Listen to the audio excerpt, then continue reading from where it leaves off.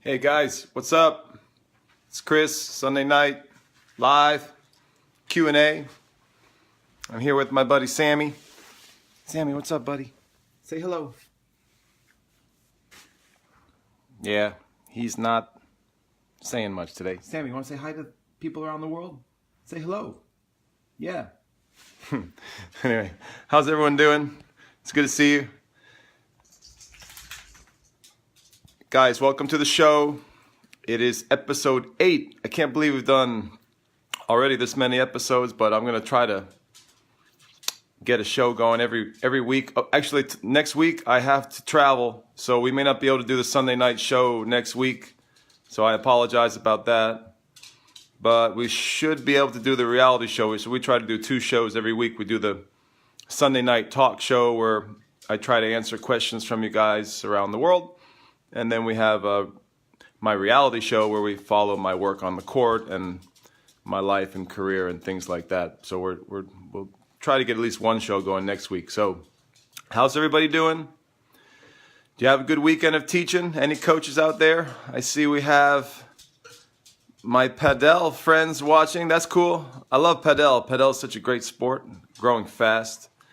And Bettina Bungee's watching. Thank you for waving. Appreciate it, Bettina.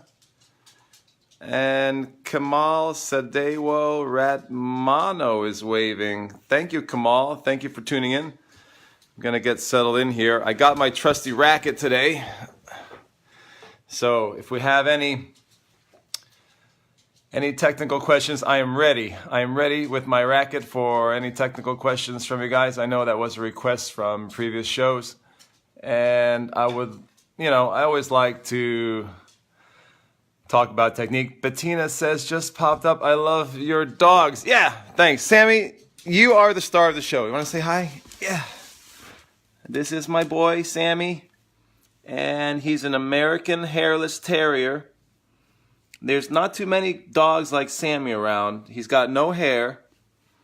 And one of the things that happens is in the summer, we have to put sunblock on him. He'll actually get pink.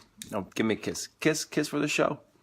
He'll get pink in the summer. And in the winter, he gets so cold in the winter. He's very unhappy right now. He's extremely irritable, I would say, because it's so cold and he has no fur coat. So, yeah.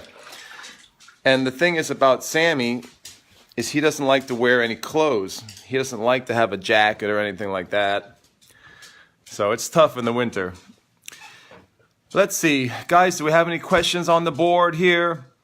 I was hoping to talk some technique tonight. I'm looking forward to talking maybe some tactics, state of the game. A little sad for Andy Murray, for example, with his hip problems, guys. We've got to watch out when we're teaching technique. We have to be very careful with the hip, especially with the open stance forehand. A lot of trainers and physical therapists are worried about the hip, and especially vis-a-vis the open stance. So that's something that's been on my mind this week. I feel very badly for Andy, and it makes me really concerned when I see my young kids taking a lot of extreme open stances and doing it too much. Obviously they need to use it when they have to, but I prefer they take some load off of that hip and try to step in a little more when they can. So I'm watching some of my players this week, and I got Andy in the back of my mind. I'm like, man, I got to be careful. I got to make sure these kids are not taking too many open stances too frequently. And that is something that's a big concern. Or they can do a lot of prehab, but a lot of kids don't do prehab. A lot of kids are just, firing that open stance everywhere. Maybe it's an extreme open stance, and then they have a lot of problems potentially down the road. You just don't know. That's the thing. It's like a big question mark. It's a big mystery. We just don't know, who's going to have an issue or not. And so I think you better to be safer than sorry and teach a little more neutral and closed, All right, I see we've got a lot of people signing in here. Guys, this is my Sunday night program where I try to answer all your tennis questions, and also we have a nice community of intelligent tennis learners where we share ideas. So I appreciate you guys putting up your comments and letting me know what your thoughts are about tennis this week. I love to talk technique. I love to talk Spanish tennis. I love to talk pretty much anything about tennis. I'm happy to discuss it. And let's see, what else? I didn't really have a fixed topic on the program. I was hoping that I could answer some of your questions. I know a lot of you had questions about the show, that we did 2 reality shows where I was live on the court this weekend, and I know a bunch of you had questions about that, so maybe we could dig into some of those technical questions from the show. And I had a few topics on my mind. I was thinking about the show, and I was like, man, I always have something on my mind, but tonight I feel like I have nothing extremely burning inside of me that I need to get out. Like there's no rant coming, not that I know of. Sometimes there is a rant, I don't realize it, but so I have no rant that I want to throw on to you guys, but I do want to dig into some technical work. And I was thinking about the future of tennis, and maybe we could talk about the future of tennis technique. I mean, technically, the future of tennis technique. That's something that interests me. But let's see what we got. What do we got? I see we already have some questions on the board. A lot of people tuning in. I see some new faces. Thank you, guys. Thank you for waving. We have Drexler, Ingua, Dai. Sorry if I mispronounced that. Thank you for waving. And we have my Padel friends, a lot of Padel friends. Thank you for waving. Patricia Ramirez is waving. Thank you. Igor is watching. Igor's a regular. Hello, Igor. Thank you. Let me know if you have any questions. I particularly like to help families and kids, parents of kids. I work with a lot of young children. So if you have any questions about your son or daughter's games, let me know. I'd be happy to talk about technical development, especially for young children. I think that's one of my specialties. Alejandro Mauricio Fuentes is watching. Pablo Bramwell is waving. Thank you, Pablo. Nelson Patricio Ensalada. It's Encalada. Thank you for waving. I appreciate it. Jim Kane is my buddy, a regular on the program. Jim, do you have a question about technique? Let's see. Also, I missed one quote there. Bettina, thank you so much. Thank you for admiring my doggy. That's Sammie. He's the co-host of the program, but typically he just sleeps while I talk. You know, I'm carrying the load here every Sunday night. Thanks a lot, Sammie. I mean, I teach 20 plus hours on a weekend, and I come home and Sammie can't even help me with the program. What do you think about that? But let's see what else we got going on here. Jim Kane says, just watched a close-up view of Nadal's grip on the serve. Looks like a pinky finger halfway off. Thoughts on continental serving grip? I think that Nadal is quite extreme on his grip with the serve. He may have moved that even a little more extreme to the backhand. I'd have to check online, so I don't want to just, I guess I can give my opinion on it, but just from some of the shots that I've seen of late, I think he's quite far over, and that's one of the reasons why he has a really good slice. He gets a really good spin on the serve. But does his pinky come off? I'm not sure. You're probably right, Jim. If he does, if some players do that, like you have my pinky on when I serve is about halfway off. So everyone's a little different. Some players choke up a little. I don't like choking up too much because I feel like it limits the length of the racket, which reduces power and also can limit like what you can make with your wrist. So, I would try to have the pinky at the bottom, so there's not a lot of room. What I get worried about is when kids choke up and they have, you guys see that? When they have a lot of room at the bottom like that. It reminds me of Filipino stick fighting. I took some Filipino stick fighting. I'm a big martial artist, so in Filipino stick fighting, you're supposed to hold the baton or the stick with the bottom sticking out so you can use it to strike people, but not in tennis, guys. In tennis, you got to keep that pinky down near the bottom, and so you get more range of motion and with your wrist. And so you can use the maximum lever. You want to have that long lever. The higher up you go, the more the more you're going to reduce your power. So, but Jim, I don't think if the pinky's fallen off, I don't think it should come off completely, but I think it should be at the bottom. Does that make sense? Send me a follow-up if you have one. Bettina says, I like one-handed backhands. Well, I teach a lot of one-handed backhands. Have you seen the show? If you go to my YouTube channel, you'll see that I have a number of one-hand conversions going on right now. We're featuring a few of my players who went from 2 to 1, which is quite a difficult change to make, and it's tough for the kids, especially in the early going, where if they play in the tournament, the kids start to play heavy to their backhand, and they can struggle with high topspin. But that's an interesting topic, when to change. I've written a lot about that. I have some good articles posted at prodigymaker.com, which is my blog, prodigymaker.com. You can check that out. I've got one featured article where I talk about how to make the change from 2 hands to 1, and what to look for, what are the advantages and disadvantages, and things like that. It's a really good resource, all free for people out there, if anyone's interested in that. Bettina says, I feel players should come in more. Well, we can talk about that. We've been having a lot of debates about that, Bettina, on some of the Facebook coaching groups, and I think as far as coming in,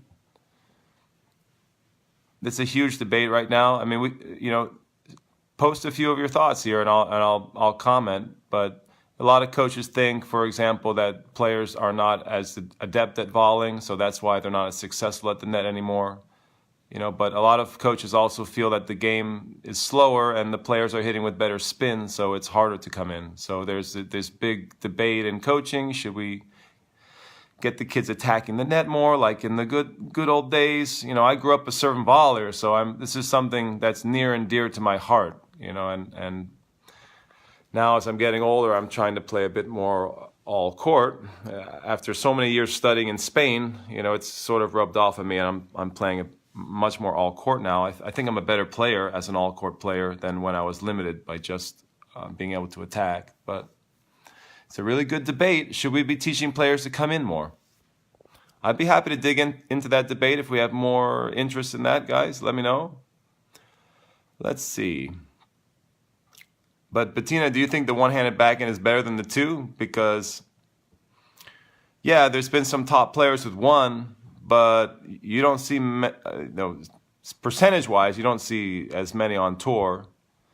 I think it's probably, I don't know, 10, 20%, maybe 25% max with the men. With the women, it's less, probably less than 10%. I don't know the exact percentages, but you don't see it very, very often with the women. And why is that? The two-hander is such a popular shot these days, and I think there's some clear advantages to the two-hander in that respect, especially with the return of serve. I think the two-hander gives you that extra support. The players are serving so big nowadays. That's one observation. But Paul Zubarev says, hi, thanks for waving. Bill Patton's watching. What's up, Bill? Hey, Bill, guess what I did? I wrote an article for the New York Times about cheating and how we got to stop it. And I sent it into the op-ed department, trying to get that published. So they'll let me know in the next couple of days. We'll see if I sneak it in there. I guess it's very hard to get in the op-ed pages at the New York Times, but I thought it was a pretty good article, and I wrote it fairly quickly and put some good thoughts together, and we'll see if they accept it. It would be good to get that out there, and if New York Times doesn't want it, I will publish it in another newspaper, or I'll share it online. So we'll see. They're going to let me know in the next few days, so we'll see. Bettina says, best serving grip ever, Stefan Edberg. Yeah, Stefan was one of my idols when I was growing up, and I really copied his game when I was younger, and he had that extreme backhand grip on the kick serve. Exactly right. And what a great net player he was, right? We don't see too many guys playing like that anymore. But maybe it'll come back. That's one of the things I was thinking about for the future of tennis. Maybe it'll come back. All right, Jeremy Malthay, my friend, my online buddy, is on the program, and I think he's going to follow up with some of his technical questions. Let me know, Jeremy. I know you had some questions from the show that we did on Saturday with some of my players live on court. Jeremy says, I think it's even more important to be able to take the ball in the rise when you have a one-handed backhand. I mean, it's important for both, guys. You got to be able to take the ball on the rise. You can't make it at the high level without a good on the rise backhand or forehand or anything. You have to be able to take the ball on the rise. And with the one-hander, yeah, with young kids, I remember I was interviewing Albert Costa in Spain for my book. I was doing some research for my book, which is The Secrets of Spanish Tennis. And I interviewed Albert Costa, and he was telling me how, with his one-handed backhand, it didn't really click for him. He didn't really take off until he could learn to step in and take heavy topspin on the rise and not get pushed back. He said that was a big turning point for him. And I think a lot of one-handed players feel that way. You have to be able to hold your ground and take those big topspin balls without with no fear and without losing too much territory. So yeah, I agree with you there. Jim Kane says, Bill Patton's in the house. Look forward to your contribution. Yeah, thanks, Bill. Feel free. Post your comments. This is our intelligent round table. I don't know if it's a round table, but we have we try to pride ourselves on having intelligent conversations about tennis and technique and tactics, and that's the name of the game here. Spencer Weinberg is waving. What's up, Spencer? How are you, buddy? Anang is watching. Thank you for waving. We've got some new viewers. Thank you, guys. Paolo Melgarejo is waving. Hello, Paolo. How are you? I think I missed the comment. I hope my feed didn't break down again. Man, that's been happening a lot lately. I feel like my comments may have gone down here because a few went up and then I missed them. Guys, can you post a comment and see if it comes through? And I'll check it. Oh no. Yeah, I lost you guys. So I'm going to have to restart this feed. I'm sorry, everybody. Oh, here we go. No, we're good. Amazing. Nice. Technology works. Been having so much trouble with technology lately. Spencer says, with the game being so physical, the two-hander is great for an open stance on the run backhand and quickly after recovery. Yeah, let's talk about the future. Guys, does anyone want to talk about the future of the game? Do you think it's two hands on the backhand? Do you think it's one hand? Do you think it's a forehand? I have a theory that the future is, for a lot of players, will be double forehands. So you have a forehand, a symmetrical forehand on both sides. I posted some thoughts on some Facebook groups about that. I've been working on an article about that. I wrote a big article for tennisplayer.net, which is a magazine, a technical magazine that's published by John Yandel in California.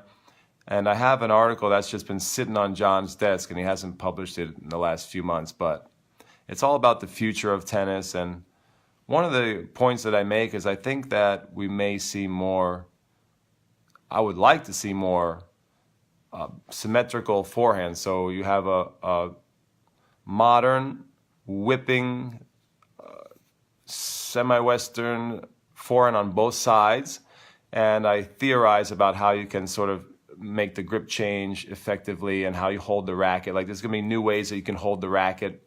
And then you can have basically a very balanced ground stroke game for the body. Because, tennis, everyone always talks about how tennis is imbalanced as a sport, and it, it's not good for the body physically because of that imbalance. And I think that's one way we could solve that by teaching tennis more symmetrically, starting with the ground strokes. And also I have a theory that I would like to see more dual hand servers. I would like to see, I call them ambi-servers, ambidextrous servers.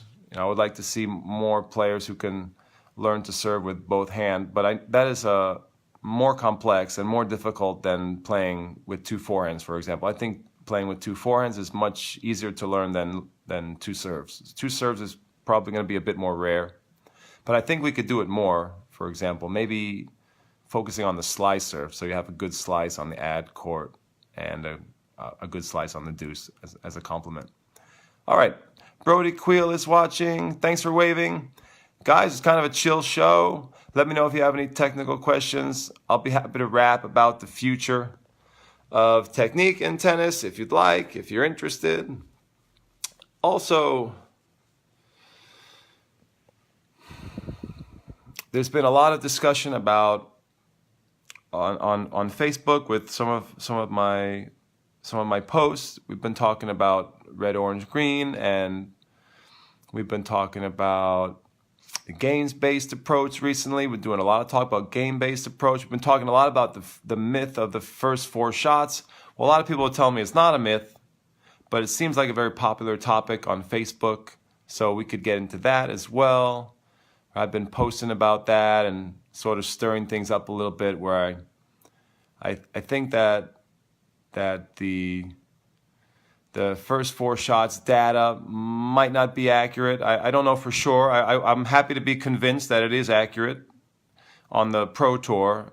I certainly don't think we have enough data on from the Junior Tour and from the young age divisions, like from 8 to 12, to make good conclusions. But that's been on my mind as something that I'm fascinated by. I'm fascinated by that debate. I'm fascinated by that research.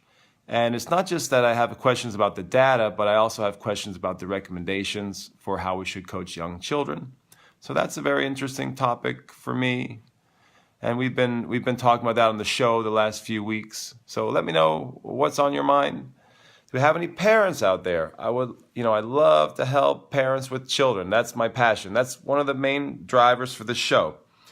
And one of the main drivers for prodigymaker.com, which is my blog, and also for the YouTube channel and my online school, which is at clta.teachable.com. I want to help families around the world train their kids better. That's my main focus, is on junior development. I like to help parents. I have a strong following of parents who are not just in New York here with me, but they're all over. And they email me their video clips of their children, and I try to help them with their development and give them exercises, and we try to track their progress and make sure that their kids are developing, in my opinion, what is a world-class game, especially world-class technique, that they're on track.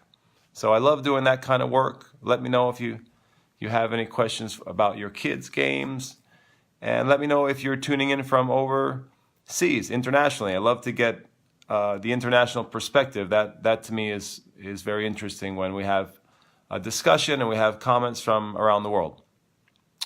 All right, checking in on the board here. I hope my board is updating. Is everyone excited about the Australian? I know all my students are excited for the Australian to start. I hear Rafa's playing later today or tonight, or I guess it's the daytime over in Australia. Let's see.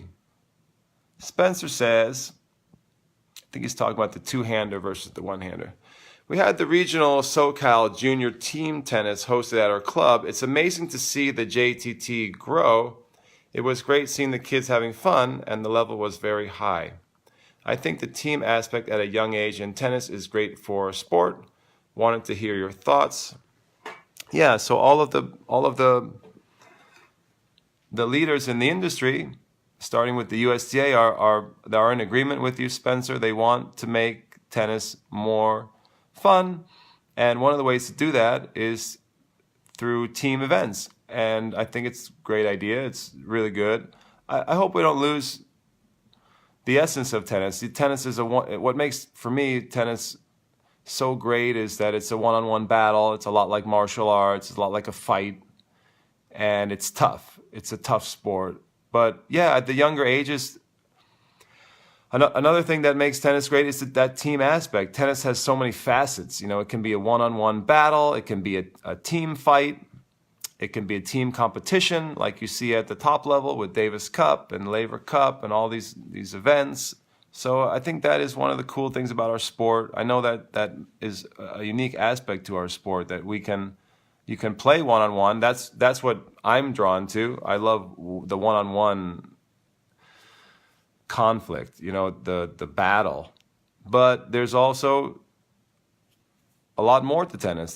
Tennis is multifaceted in that sense. So I think you're absolutely right. And the powers in the industry that are trying to make tennis more team focused is really good for the younger ages, especially.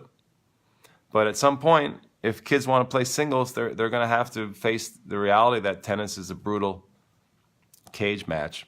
It is. It's a battle, and it's very tough mentally. So I think that some kids you may lose, like you may introduce the sport to them, and they may play doubles and play with a team. But when they realize that the sport is pretty tough, they may not like it. Some kids don't like that one-on-one aspect. They like to have a team around them. But there's always a place for doubles. Doubles is a great part of tennis. And what do most adults play? Most adults play doubles throughout their life. And doubles is a big part of high school competition, a big part of college. So why not? Let's do more team stuff. And let's get the kids who aren't into the singles, let's get them playing doubles, and let's grow the 10th. We'll grow the tennis 10th. That's good thinking, Spencer. Jeremy Malfay says, follow up, Chris, to my comment on your videos. Yeah, thanks. I wanted to try to answer some questions that viewers had of the Prodigy Maker tennis reality show that we did this week. And we did 2 shows, actually. So he says, I believe coaches work so often on giving their player a typical, easy, low-level rally ball to work on. Yeah, I was trying to understand your question, Jeremy. Let's see. Whatever the stroke technique, and there, of course, is a place for that. However, I think coaches don't work enough on adapting stroke technique, especially when it comes to the endless balls that you can receive. I think it's important to give players different trajectories, especially balls that they don't like. Yeah, I have mixed feelings about that. I think when you're trying to build muscle memory in terms of myelination, and you're trying to get the stroke automated, that it's very important to give the player a perfect ball so that they can automate the technique faster. I think when you can, and that can be live ball or dead ball. I think you're referring to drills from a basket, but let me know. Let me know what you mean by that. By live or if you mean from a basket. But I think, for example, when a coach can hit a really good ball that's controlled to a player, they can learn the technique faster. In other words, some coaches are kind of erratic. I mean, no offense, but some coaches don't play very well. And so when they try to work technique with a kid and they're doing like some live ball, like a progression, and they just can't keep the ball in the kid's strike zone, the kid's going to struggle to learn motorically. It's going to take them longer to learn. Or when you have like a former pro, a professional player who's teaching, and the professional player has such a great control. They're like a ball machine, like a wall. They never miss. And I think when coaches are like that, the kid can learn technique a lot faster because the coach gives them a perfect hit. And so they can myelinate the stroke faster that way within the nervous system and the brain. And that being said, I think what you're saying is a lot of coaches express that there's a point at which you want to change the feeds and change the different ball that the player receives. That's what you were referring to, so that they can learn to adapt. And that becomes important later on. But I think when it's the opposite, when the kids are just learning, when they're in the learning stages of the motor skill, they need a very good, easy feed or hit for them. So it depends on the stage of motor learning that they're in. I think it's a mistake when a player is still learning technique from the beginning. Hey, honey, how are you? You want to be on the show? No, thank you. That's my wife. I just work so much. She just got back from a long trip. So I think when a kid is not quite there in the automation, and if you start randomly feeding balls or hitting a lot of tough balls to them, it's going to be really frustrating. And I would wait. I would wait to do it until the motor skill is more automated. And I think that's how I do it. You know, also some of it's feel. You have to feel the player and feel what their ability is.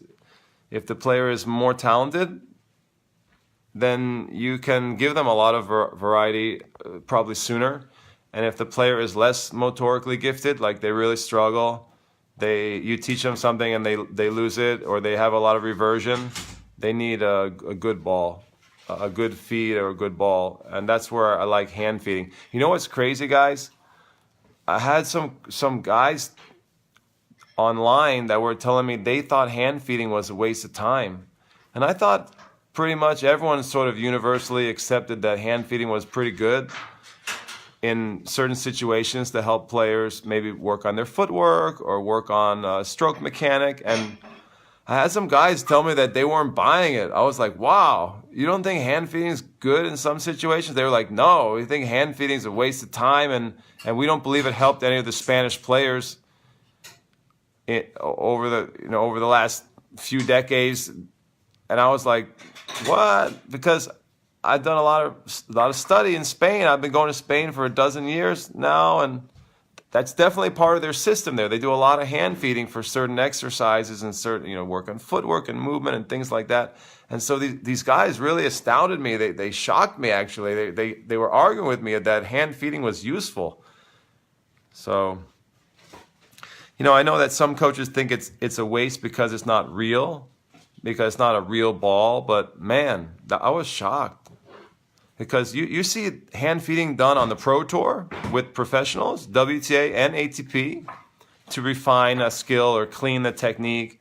And you also see hand feeding so frequently with younger kids, and I use hand feeding all the time. And I think I'm a pretty good development coach. And I have a lot of success. I have a good track record. I use it all the time, and the kids love it. They love especially the communication aspect, where you can... I'm in the middle of my show. What are you doing over here? I'm so sorry. I drove 4 hours straight without stopping. What was that? I literally drove 4 hours straight without stopping so I could put the kids to bed. So I have to eat some okay. What are you making? Like some beans or something? I don't know, Chris. I didn't eat some lasagna one night. That's okay. I'm just kidding. What was I talking about? Hand feeding? Sorry. I lost my train of thought. With the beans. You're making the beans. In the kitchen. So yeah, the hand feeding, what I think is so great about hand feeding is not even that. I mean, you can debate whether it's not a realistic ball or whatever. I guess it's not as realistic as a racket feed, but the communication is so good. You don't have to yell. You don't have to raise your voice. You can just talk quietly with the player and share ideas. The communication is so open when you're hand feeding because you're standing right there with the player. I think it's so great from a communication point of view. And also, when you're working on technique, it's better because you're so close. You're right up close to the player. You can see their grip. You can see their swing path. You can see everything very clearly rather than from 80 feet away. It's very hard sometimes to see what's going on if you're feeding from far away. Even for me, I have a very good eye. I'm a technician. And sometimes if I'm far away from a player, I don't see it as well as I could. And that's where I think hand feeding has some real benefits. But these guys were telling me no. And I explained to them that they use it in Spain all the time. Historically, it's been a big part of the Spanish system. They said, no, Chris, we don't believe that. We're not buying it. I was like, okay. I guess that's your point of view. You're entitled to it. All right, we see some friends on the program. We're chilling Sunday night here. Let's see what we got. Jeremy, send me a follow-up on the different random feedings and trajectories. Maybe I'll try to add to it. Robert Garrett says, my buddy Robert. What's up, buddy? Isner versus Opelka is on right now. Wow. How many rallies on that one? I bet not many of those points going over 4 balls. Ha ha, just giving you a hard time. Yeah. Well, I really think that when you got guys like that, when you're mixing those guys into the data, you're going to come up with a lot of short ball rallies. They're not going to be a lot of grinding when you have that kind of style player. And we're seeing more and more guys who are big guys with huge serves. Everyone's serving hard now. Everyone's serving pretty well. And I think that more than anything is what you see in the data. You see some good rallies over, let's say between 5 and 10. You see some long rallies from time to time. We're doing some research to see if some of those long rallies come at critical junctures. But you definitely see I would never say you see a majority of long rallies over 10. But yeah, I would say you got a good chunk of rallies between, let's say, 5 and 12 shots. And then I think with the data, you see a lot of data under 5 because everyone's serving so well. To me, it's as simple as that. You have a lot of big servers. You have a lot of big dudes and girls ripping serves, and that when you hit an ace or a service winner, that's going to skew the data very low in terms of the first 4 shots. The recommendations and the research there. So, I want to explore that data a lot more, and I'm interested in how it relates to the game styles that are playing and things like that. So, yeah, imagine the Isner-Opelka battle. That's going to be a lot of short rallies, and when those types of matches are factored into the whole, when they're included in the aggregate, that's going to bring down the entire average tour wide. In a microcosm, in just a match or a match here, or a match there, when those players play against maybe a grinder, when you do the averages, it's gonna make that match look like a lot. It's gonna make it look like the rallies are not as important as they really are, because for the guy on the other side of the net, the grinder, it's very important for him, but for Opelka or Isner, for them, it's all about serving and holding, and everything's going to be wham, bam. Everything's going to be first strike for those guys.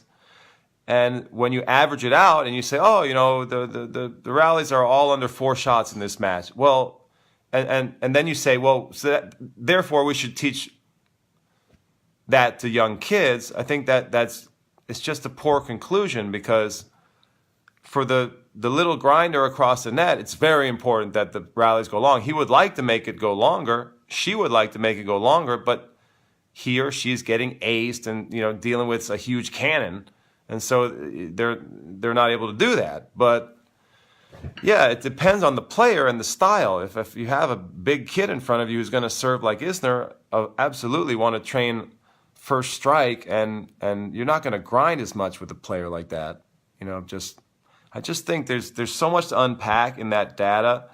I want to know how the data is collected and whether it's accurate in terms of sample size and things like that. But I also want to know what do we glean from the data? How do we take, whatever the statistics tell, what are they really telling us in terms of how to coach, especially young kids? I care about young kids because I coach all the little prodigies, all the little young, 10 and under, 12 and under. I'm the prodigy maker. I got to know, I should know what I'm talking about. If I'm working with all these young kids, I don't want to be training them with skills that are not going to help them later on. That's for sure. All right, Jeremy says, sorry, I accidentally pressed send. No problem. Teaching the different techniques. So you're following up on that previous comment, Jeremy. Said, teaching the different techniques, especially for the forehand, is important to build a player's tactical options and quality of shots. My question, I guess, is what are your thoughts on the importance of technical adaptation? What I think you should do is play with your students. To me, that's where they learn technical adaptation. I guess I'm not a huge fan of feeding for adaptation. And I've seen a number of high-level coaches present on that, and they say, you never want to feed it the same way. I've seen it at a lot of conferences, but... So, Jeremy, you will hear this theme frequently, this motif that you want to mix up your feeds all the time. And I just think it's a little bit misguided depending on the player. Like I said, depending on their motoric talent. The players who are less motorically gifted, they need the same exact feed. They need to develop that automation. They need help. And if you give them a lot of random stuff, they're going to be so lost, and they're going to get so frustrated, and they're going to struggle. It depends on the player. And what I like to do is I don't like the dead ball feed with a lot of variation. I like to play. I play with my students, and that's where I try to work on the adaptation with them. Also, if you want to develop players who adapt their technique very well, I highly recommend playing on clay. I think playing on clay is one of the best things you can do to develop technical adaptation, because you get bad bounces, the ball kicks up, shoots up, and players are slipping and sliding a lot, and they have to work. They always develop good technical adaptation. Players who grow up on clay, that's one of the advantages of growing up on clay or playing on clay frequently. You don't have to play on it all the time, but let's say 50-50, half and half, like they do in Spain now. Most of the Spanish academies are 50-50 now. And when you play on clay, you naturally develop that technical adaptation, and that's one benefit that I don't hear talked about very often when people talk about the benefits of clay. There are a lot of benefits of playing on clay, but that's one that I think is really underrated, because you will get a lot of shaky bounces, you will catch balls late, the ball will jump different ways, and players learn to move their wrist and hand to adapt. And hopefully they learn to move their feet better as well. That's the other big benefit to clay. You get better movers. But you get better movers with the feet, and you get better adaptation with the hand or hands. So send me a follow-up. I'll try to answer the best I can, best of my ability. Let's see. Michael Furman is watching. What's up, Michael? My online business manager. What's up, buddy? How are you? Cromwell Teves is watching. A new viewer. Great to have you, buddy. Cromwell, great name. Love it. All right. We got some comments. Love the show. Thank you, guys. I appreciate the support. We're having kind of a chill Sunday night. We're talking technique. We're talking first 4 shots, tactics. We're talking anything you guys want. Throw it at me. I've got a little more time with you guys, and then I've got to get to bed early because I've got to work my EMT ambulance shift tomorrow. I've got 2 days coming up on the ambulance. I'm a driver and I'm an EMT for the city of Hoboken, and that's my volunteer work. I'm very proud of that. I'm proud of that service, and I've got 2 big days coming up tomorrow. I do 2 days a month minimum. Those are my shifts. So Monday and Tuesday, guys, I may not be that busy online the next couple of days. I'll be working on the ambulance, driving the ambulance. So if you don't hear back from me immediately, try to wait till Wednesday or Thursday, and I'll be back in the saddle again. But when working on the ambulance, it's quite stressful because you're always on call. You can get a 911 call anytime, and you never know when you're going to be called out, and you have to, within a moment's notice, you have to jump into the rig and drive to the scene. And you know, every call is different. Every call is a surprise, and you have to be ready for anything. You go from 0 to 100 in no time.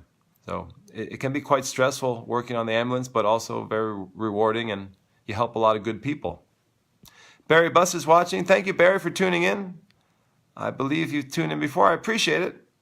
Erwin Bebe Bantalo is watching. Thank you for waving, guys. Larry Klein is watching. Thank you for waving. Florin Barbu is watching. Thank you for waving, guys. Appreciate it. We're talking technique on a Sunday night. Chilling in my kitchen. Sammie has decided to... Let's see, there he is. I don't know if you can catch that, but Sammie is just snoozing. Just no help today for me from Sammie. Jim Kane says... Let's see what he's got. What we got? Oh, this is a long thought.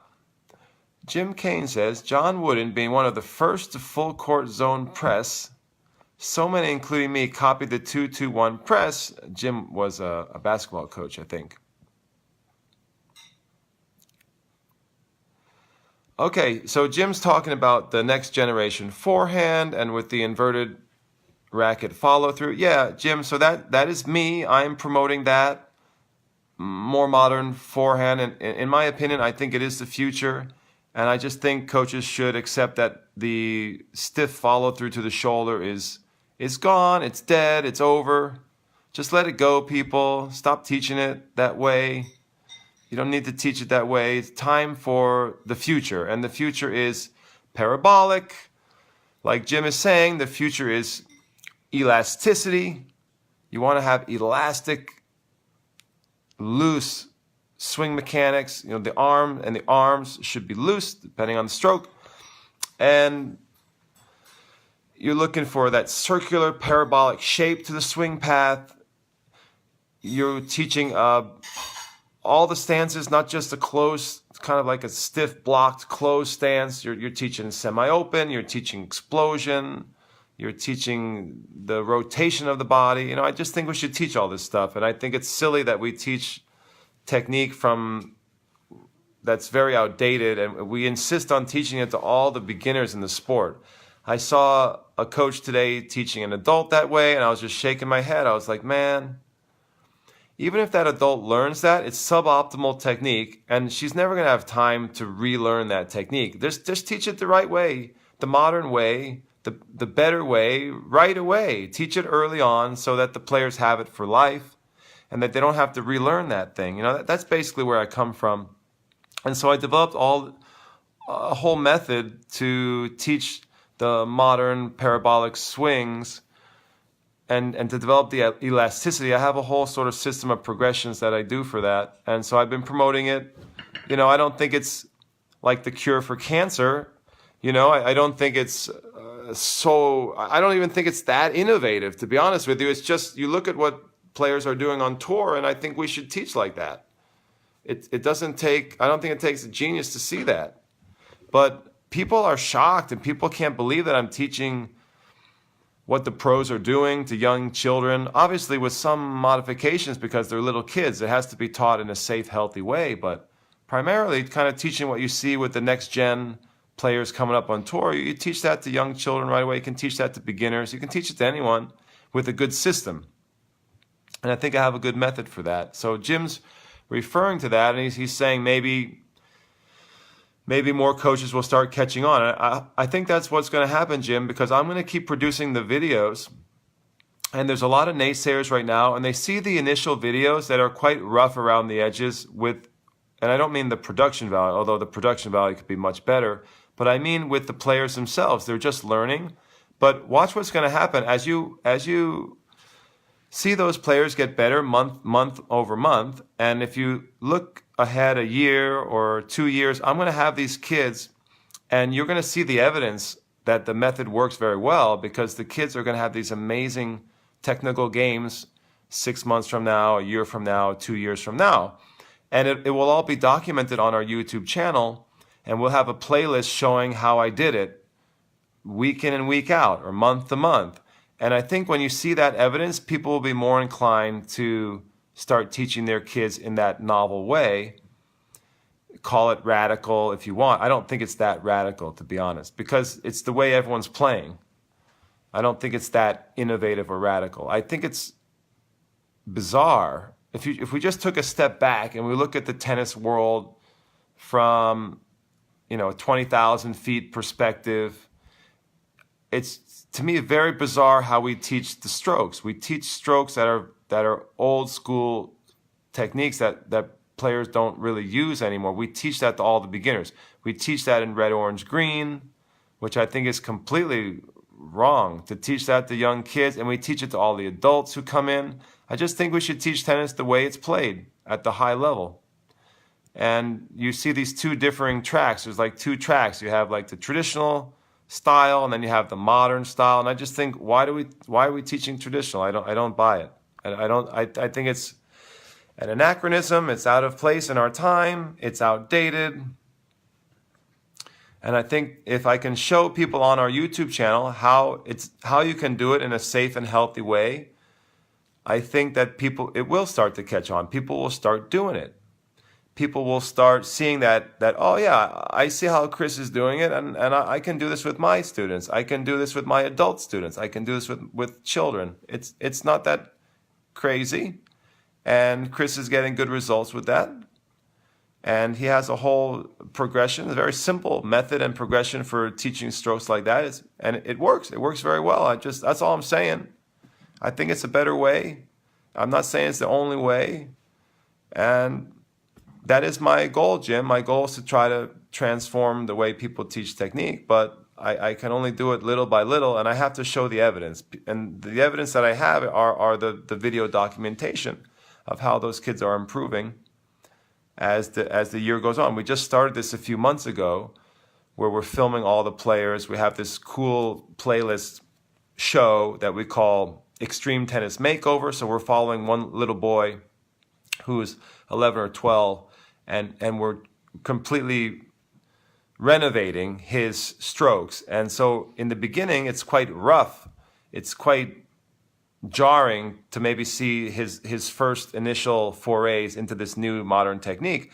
But as the months go on and as he becomes more skilled, I think players and coaches who see it will buy into it more, if that makes sense. Okay, I'm trying to get to some of these extra comments here. Angel Lopez is watching, the legend from California. What's up, Angel?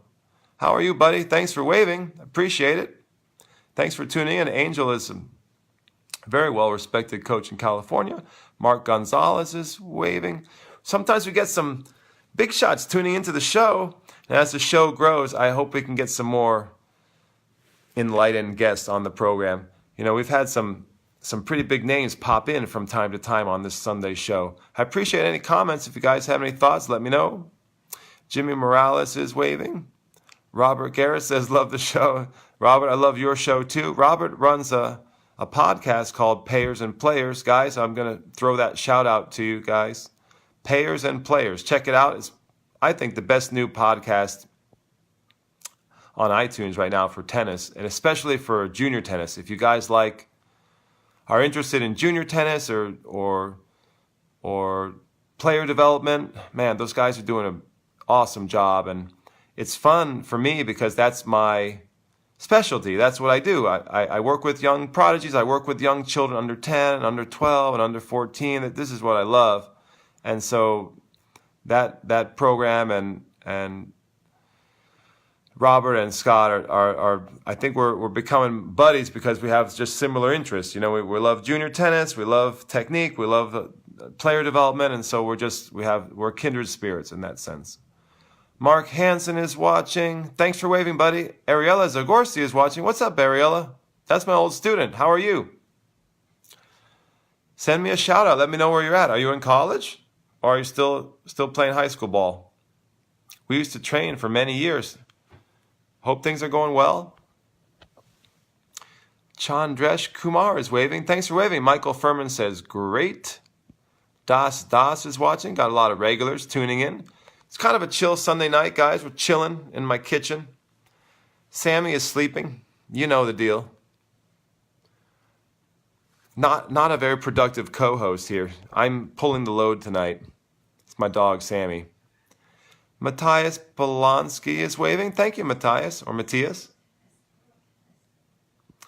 My wife is, she's whispering to me sub rosa here.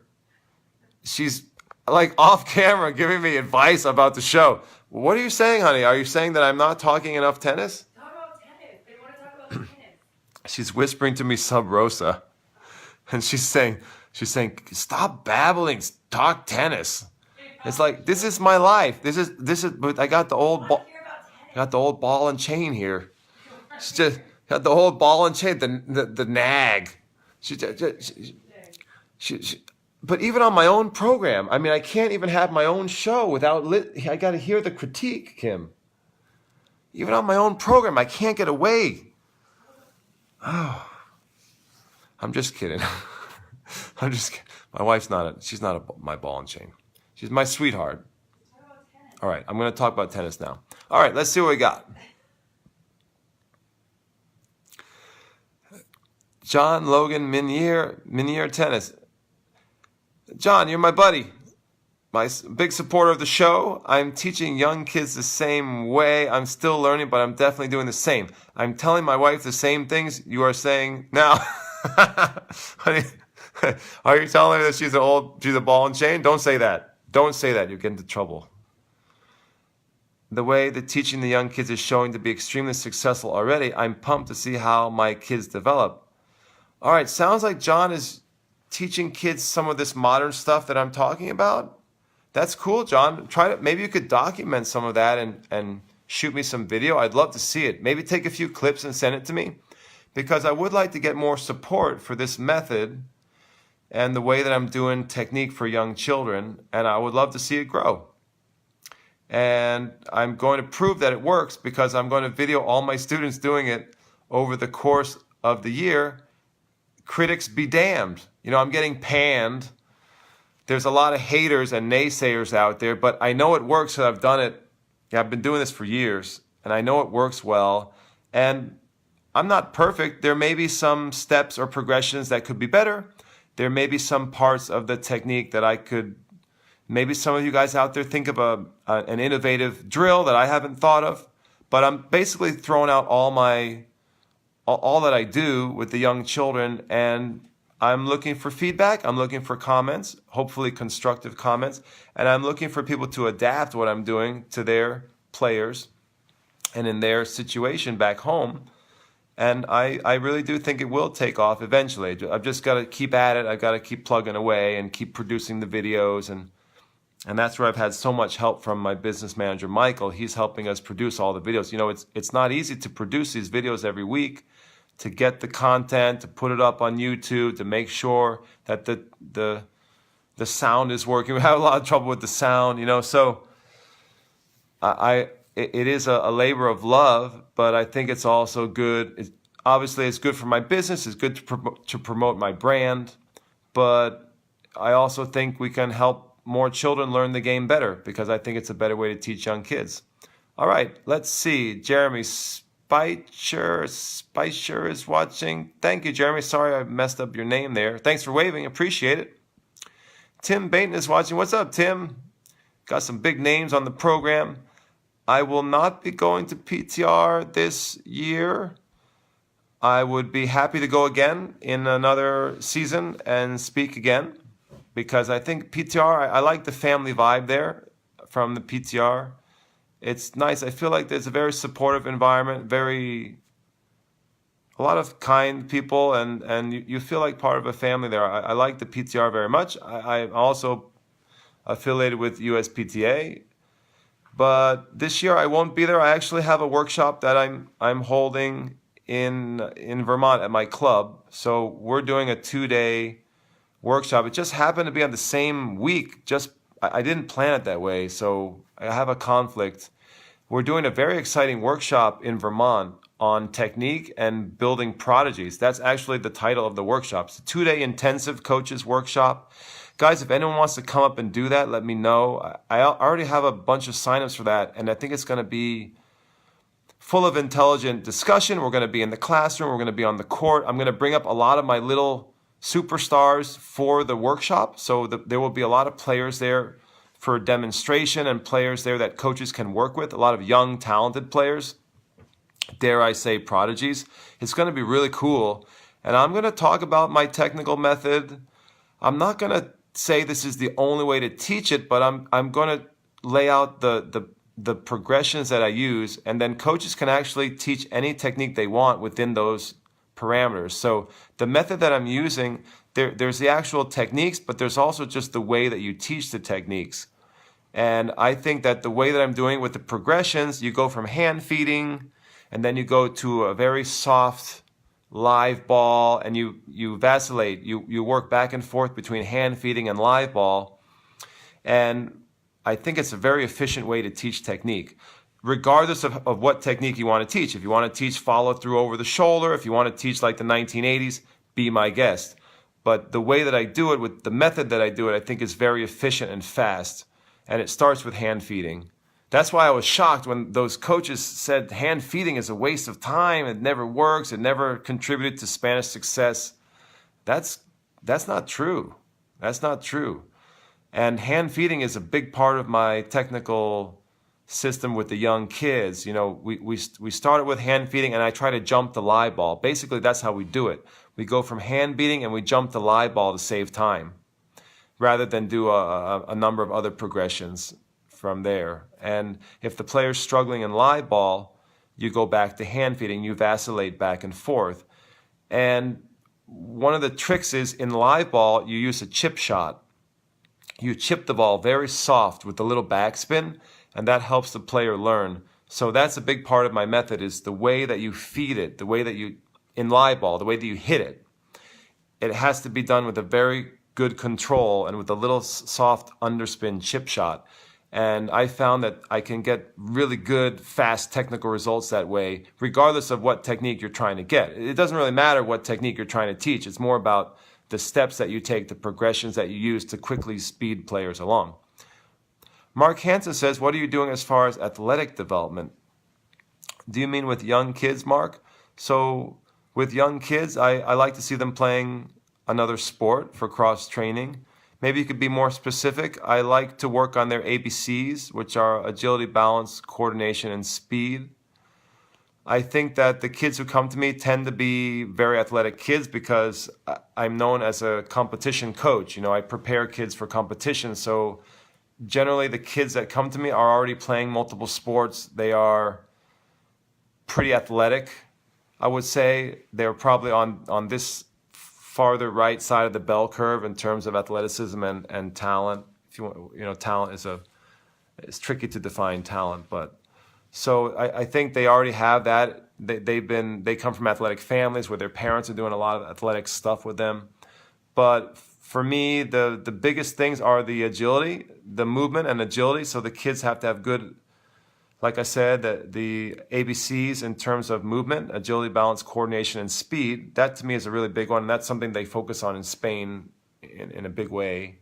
And I like to see players who have a really good arm. And that comes from good old American tennis and good old Americans, the good old American pastime of baseball, for example, throwing a ball. So for me, two big ones right off the bat for athletic development are the movement, the agility and the coordination and the feed and the balance, and being able to throw very well. So that's throwing a football, throwing a baseball, throwing whatever.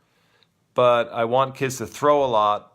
That doesn't have to, I don't mean on the tennis court. I mean just in general, whether they're throwing a football with dad or they're playing some baseball or pitching. Pitching is great for any player who I've had who did a lot of Little League and they were pitcher. They always have a good serve, or a football player, you know, anyone like that.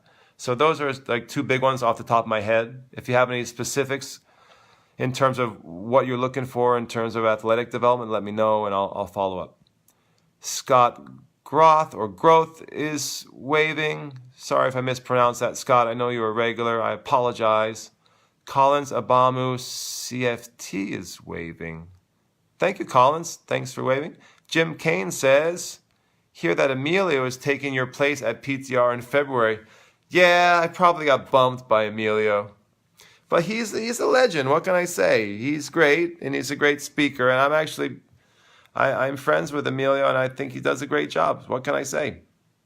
If you're going to get bumped, that's not a bad guy to get bumped by. You know, his title of his presentation is "Hard Work Beats Talent When Talent Doesn't Work Hard." I know you love that, Jim, and it's true, right? Hard work does beat talent, but I think only when talent doesn't work hard. I think it's a myth that, I know there's a lot of books maybe to the contrary, but I think personally that talent can beat hard work. And I know that sounds crazy, and maybe it's a shock to say that, but in many times you can work really hard, you work your ass off, but if the guy's a lot more talented than you across the other side of the net, in my experience, you're probably not going to win.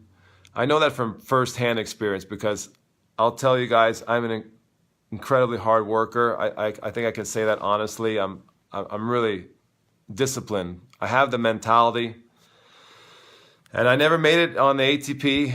I just don't think I had enough talent. You know, I think I have the character and the work ethic, but I didn't have enough ability. And I see players, I still practice with guys. I'm still playing, you know, lower level pro, like futures qualies, you know, now it's the world tour qualies. You know, I'm a decent player, but never an ATP level player. And I think that I still practice with guys who I have amazing talent. And I know that I have the work ethic and the discipline and the character to be a professional, but I'm not sure that's enough. I don't think it was enough for me in my personal story, in my journey.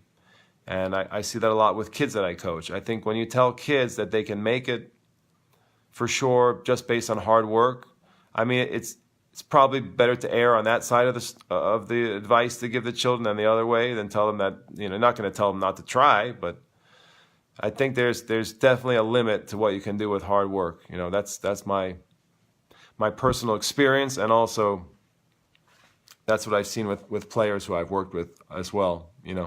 Hard work is going to get you only so far. You got to have some ability.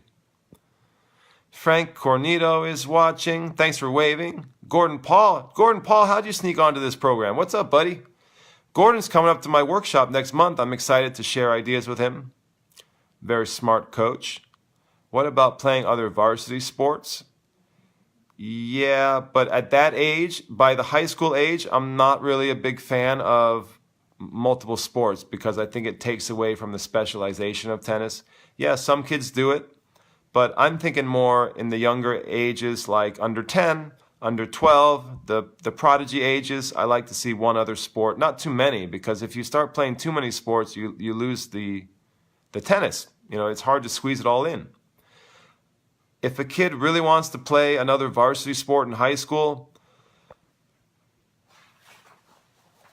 it's going to hurt their tennis. And I know there are some examples of some top players who have done that. I think Robert Garrett featured one of those players on his podcast recently. I think it was J.J. Abrams. Is that right, Robert? Was it? I forgot the guy's name. He played soccer really competitively through the USDA junior tournament years. Maybe you can, Robert, if you're on, maybe you can let me know, remind me. But, I think it's really going to hurt the tennis if a kid's playing a lot in another sport. It's bound to. But that's my take on it. In the younger years, I love it because it's good, it's healthy, and it develops a good athleticism. But as the kid starts to progress older, to me it becomes more of maybe even a red flag. It becomes a concern for me because I want the kid to specialize and be the best tennis player they can be. That's what I'm paid to do. I'm paid to make kids the best in tennis that I can.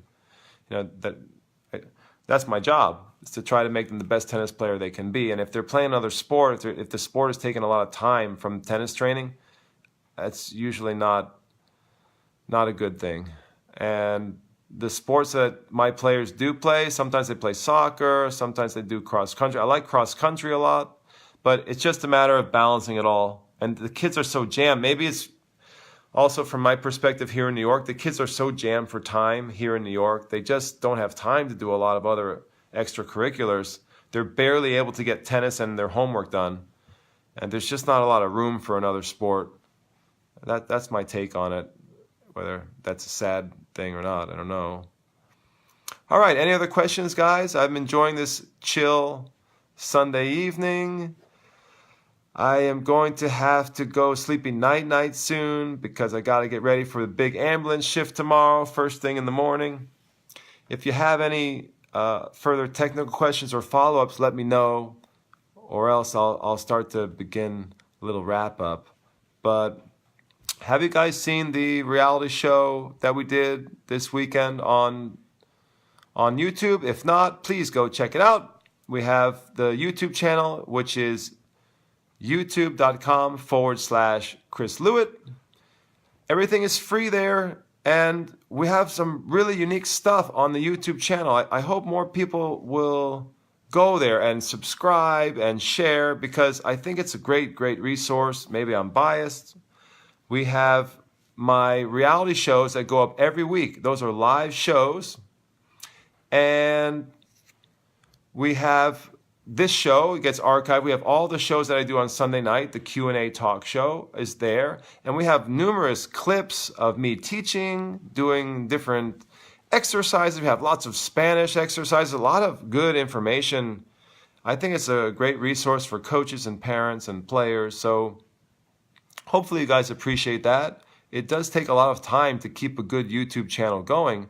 I don't think people realize how much time and what it takes to keep a YouTube channel, alive and to keep the content there organized and to make sure it's all available for the viewers, and to be able to put it up regularly. It's a lot of work. So we do that for free for you guys. I hope you like it. Gordon Paul says, we got a workshop next Monday. Thanks for plugging the workshop, Gordon. Does anyone want to come to our workshop next Monday? It is on a holiday, the 21st. I think it's Martin Luther King Day. And you're welcome to come up and train with me. We'll have, actually, Gordon, we have a lot of cool participants in that workshop. We have some parents of mine who are bringing up their little prodigies, by the way. So that'll be fun. We have some parents in the workshop, not only coaches, we have some parents too. So it's going to be a lot of fun to get their perspective. And you know what I always say, I think parents are oftentimes the smartest coaches. I think coaches can learn a lot from parents. And in my experience, I have learned a lot from parents, and the parents that I work with are incredibly intelligent and successful, and I try to learn as much as I can from them. Now, not always. There are some parents who are a little bit off the reservation. They may not have the insight. They may be missing some knowledge. They may not have the education. But by and large, the majority of the parents that I work with, I've learned so much from. And I think that many times the parents are smarter than the coaches. And I think that's quite true in our business. There's a lot of coaches who are not that bright, and they're not curious. They don't have a growth mindset. They're not always trying to get better. And there's no doubt in my mind that a smart tennis parent who's passionate and who's curious and who's inquisitive and wants to always learn will outshine most of the coaches in our industry. And maybe that's a sad statement, but I just think it's a fact. And also, I think parents are the most passionate advocate for their child. They're the most dedicated coach. There's no doubt about their motivation for their child. So I just think there's so much to learn from parents. Also, sometimes parents come from a different industry. They're outside of the world of tennis. They might come from medicine. They might come from the field of law. They might come from business, and they might bring a very unique take on a subject or the way you're training a kid. And I've learned so much from parents who look at what's happening on the court from a totally different angle. And I think that we should try to learn from parents that way. And so often the parents are just shut out of the process. The parents are poo-pooed. The parents are kicked out. The parents are not valued. So and that's one of the things I teach to young coaches who come and study with me. I try to tell them, learn from the parents. Don't just teach the parents or think that you know everything and you're going to educate the parents. Educate yourself by the parents. Learn from the parents. And learn especially about the child. No one knows their child better than a parent who's spending all the time with them. Also, parents have so much of an impact on their child that coaches need to work with parents to try to get the best results for the player.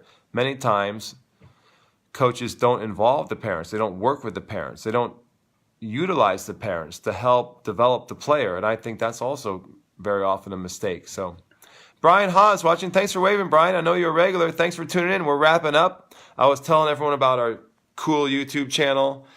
I would like to mention our school, clta.teachable.com. Check it out. It's free to join. The courses there are not free, but I think they're really good. High quality courses. You can go there and study directly with me. You have a hybrid training. You can study the courses online and then follow up with me via email and text or WhatsApp. And I think it's a great way to learn. And I'm waiting for more and more people to discover the courses that we have there. So right now we only have a footwork course, but we're going to have more courses. We have a new one coming out on the forehand. I know there's a lot of interest in the forehand, but I have, for example, some parents who I'm helping from Australia and from Turkey. And what I would like to get is a whole crew following me in the online school, a crew of players, a group of players who I'm helping, especially with their parents back home, helping them learn world-class technique. and we'll start with that. We'll start on the technical side, but I would like to build up the number of players who I'm working with online in a hybrid capacity. It's not just pure online, it's online and also offline, so it's a blended learning. You can follow all my instruction online and learn all the drills that you have to do, but then offline you get to have follow-up, and I do video review, and we can discuss the progress with me personally. So I think that's something really cool that we're doing. Also, if you guys haven't been there, go to prodigymaker.com. Prodigymaker.com is my blog, and it's where I post all of my articles, all of the writing that I'm doing, and there's a lot of amazing free content there. Everything free. We have no ads either. No ads on prodigymaker.com either. So, guys, I appreciate the show tonight. It was chill. It was a good show. We were talking a lot of technique, and I'm going to try to do one or two reality shows this week, but I don't think we'll be here next Sunday. I'm sorry to say I will be driving to the workshop in Vermont. We have the workshop coming up next Monday, and the workshop is Advanced Spanish Drills. It's a 1 day of all advanced, innovative Spanish drills. So I'll be doing that next Monday. If you're around the Northeast United States, let me know if you'd like to come for that. We would love to have you. Have a bunch of coaches and parents come to that. And so I don't think we'll have this show next Sunday. I will miss you guys. We'll take a week off, and I'll be back the following Sunday with some scintillating conversation and talk. But I really appreciate you guys supporting the show. Please give me the thumbs up. Please share with friends.